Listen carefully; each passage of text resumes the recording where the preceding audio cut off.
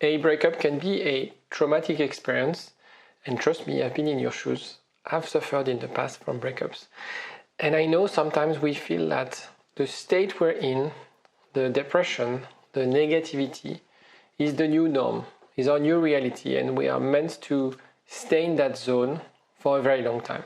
And my job as a therapist is to help people to move away from this zone, to move on from this relationship, from this toxicity, from the depression, and feel better right away. So in this video, I'm going to share with you 4 unknown ways for you to feel better after a breakup. You'll see most of them are things that you wouldn't find elsewhere. Jiggle. IGetMyExBack.com. Everyone deserves a second chance.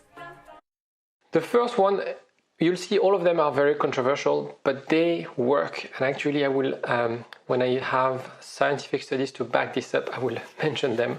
The first one is focusing on someone new.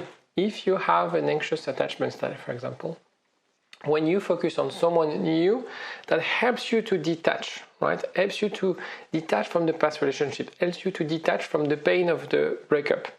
Having a new romantic partner will disrupt the longing for a next partner. So, of course, you can call it monkey branching, you can call it rebound. The idea is to step away from the pain, step away from the resentment of the relationship. Where people who have an anxious attachment style, anxious preoccupied, AP stands for anxious preoccupied. When people are so focused on recovering, on getting the validation from the ex, that they forget that they can also be loved, they can also attract people, they can also interest people.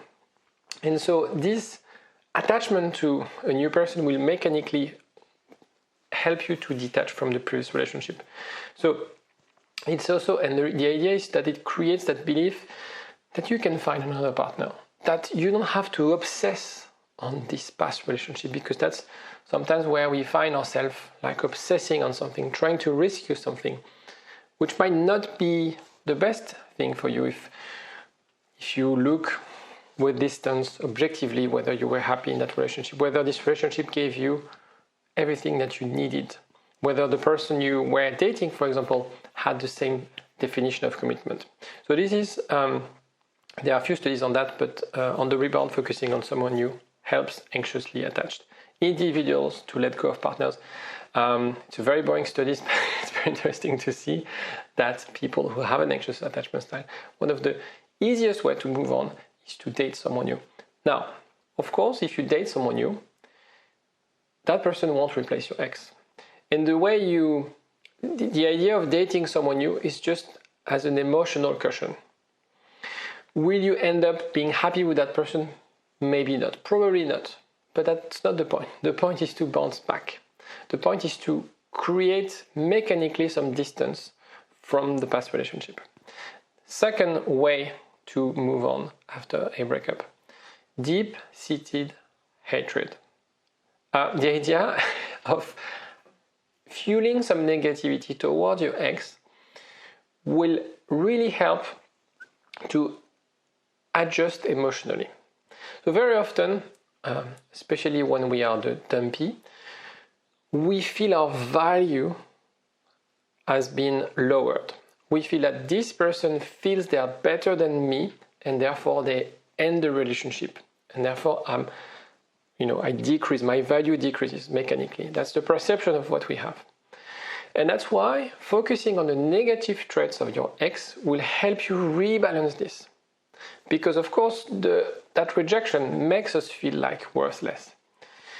But objectively, that's not the case. Objectively, you're the same person now than one day before the breakup. And your ex is the same person now and when you were together. And I can, if you were to assess, if you were to measure, if we can measure things like this, you will have a different perception of yourself and your ex. What the difference is that your ex decided to leave the relationship. So it's really about how you can knock your ex from the pedestal, and that will improve this adjustment again. So it's really about adjusting. The breakup creates a shock, creates a trauma. And the idea here on those 2 tips is to rebalance yourself. away from the resentment, away from the pain of the relationship.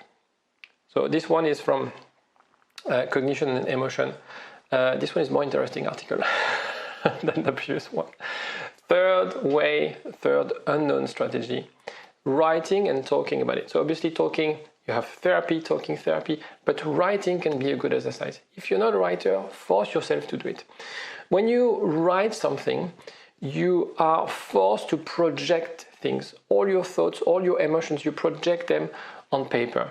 And that bring positive emotions and leave the negative emotions on the side. It's, again, what I'm describing is very mechanic. The way our body and our mind functions is sometimes very mechanic. It's just finding ways for you to know how the machinery works and do the things. Just by writing, just by talking, just by venting things, there's obviously therapeutical value on that, otherwise people wouldn't hire me as a counselor. But it's really helping people, because a lot of my clients, they come to see me because they have a hard time moving on. And by just discussing, by just reflecting on the relationship with another pair of eyes, by having an unbiased conversation of someone telling them, showing them another side of the story, that will help you to detach, that will help you to move forward. Another way that I use with my clients is WhatsApp as a form of interactive journaling. So they would write to me whatever they have in their mind any time of the day, and I would sort of help them and have a constructive conversation. It's something that I do a lot with my clients who are in that phase of, okay, I don't want to get back with them. It's not healthy. That's not what I want, but I want to move on. I want to have the tools and build the resilience to really project myself forward. So have a look in the description. There are links for you to ping me on WhatsApp if you're interested. And it gives you access to me in your pocket, which is amazing.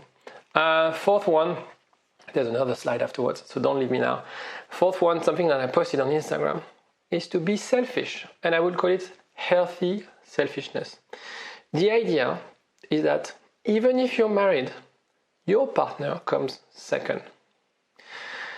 And the simple reason is that you are the only person you'll have to deal with the rest of your life.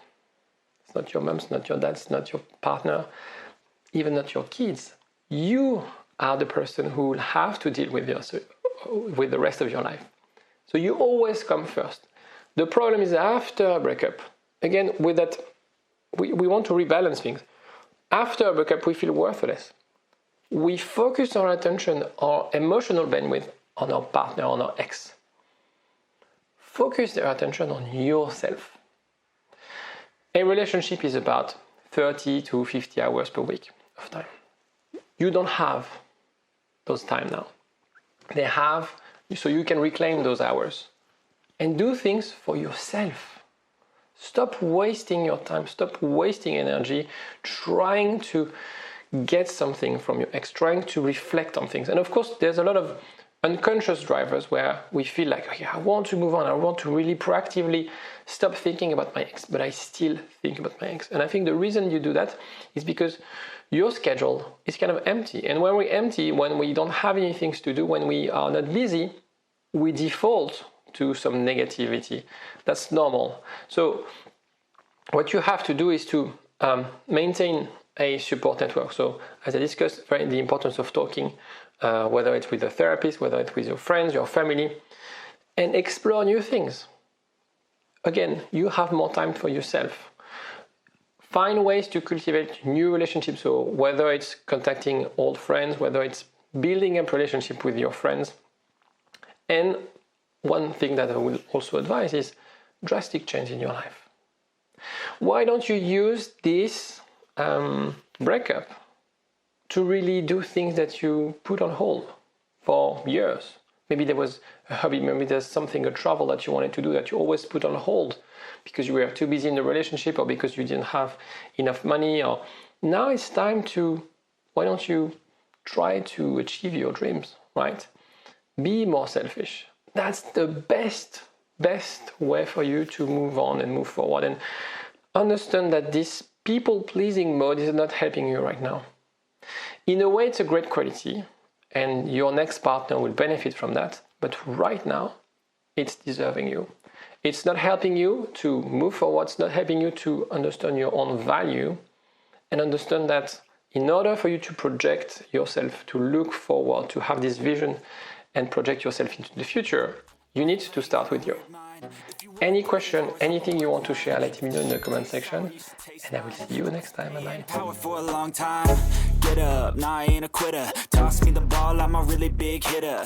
Big picture, I'm a straight killer.